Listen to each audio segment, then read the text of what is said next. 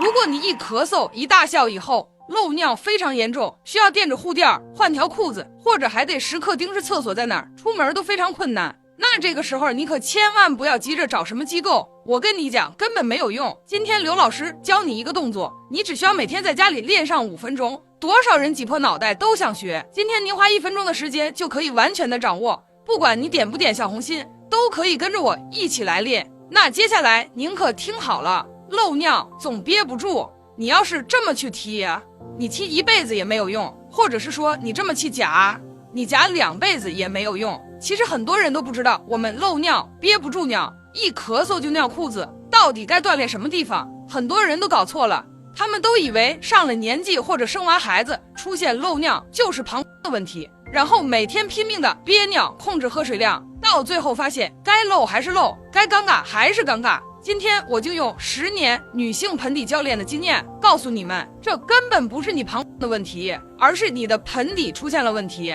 在我们的骨盆底部有一块非常重要但大家极其容易忽略的肌肉群，就是你的盆底肌。盆底肌往上拖着你的子膀和直肠，中间连接你所有的开合，往下连接着你的尾骨，它起到的一个兜底承托的作用。所以盆底肌一旦没有力量，你的膀失去了支撑，尿自然就憋不住了。而且我们整个盆底肌在日常的咳嗽、打喷嚏，还有你走路、跑跳的过程中，都起着至关重要的作用。老话说得好，盆底肌有力了，你的漏尿问题才能真正解决；盆底肌有力了，你的腰腹才会变得非常的有支撑感。但是随着你的年龄慢慢变大，或者经历了生育，如果你长期不重视，你就会发现盆底肌会快速的松弛老化。这时候如果你不采取正确的方法把盆底肌练回来，马上就会发现自己不管是咳嗽、跳绳还是大笑都开始漏尿了，就连你走路快一点，稍微跑几步，裤子都湿了，没有控制力，整个人又尴尬又难受，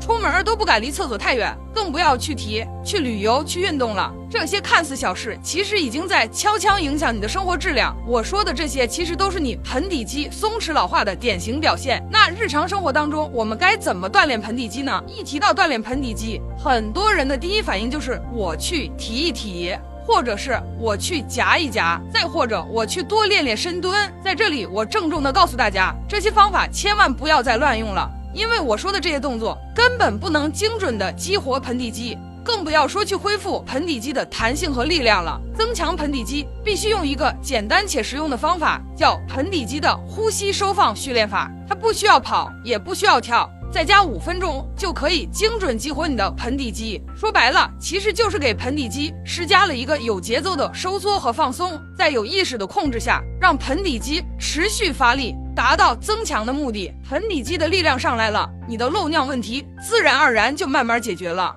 下面我就把这个方法毫无保留的分享给你，也可以把这条视频转发给你身边也有同样困扰的姐妹，让她们跟着你一起练起来。首先准备一个用来锻炼盆底肌用的蜂窝防爆瑜伽球，它采用的是母婴级别防滑耐磨材质，承重强不会爆。你有了这个瑜伽球以后呢，首先把瑜伽球放在椅子上，然后我们坐上去，脚踩实地面，我们做一个夹球提收的动作，吸气放松，呼气上提，吸气放松，呼气上提，就这样重复做这个动作。千万别小看这个动作，你在做的过程中就可以明显感受到小腹深处是往上提劲儿的，盆底有一个向内收紧的感觉。在球的支撑和对抗下，盆底肌持续的发力收缩，可以精准刺激到那些长期懈怠无力的盆底肌群，从而达到一个强化盆底、收紧盆底的目的。盆底肌的力量上来了，你整个核心的稳定性自然就越来越好，整个人走路都感觉轻盈了。所以你每天把这个动作练习2到3组，每组坚持15到20次，做完之后放松一下，然后再接着去做。最后提醒一下大家，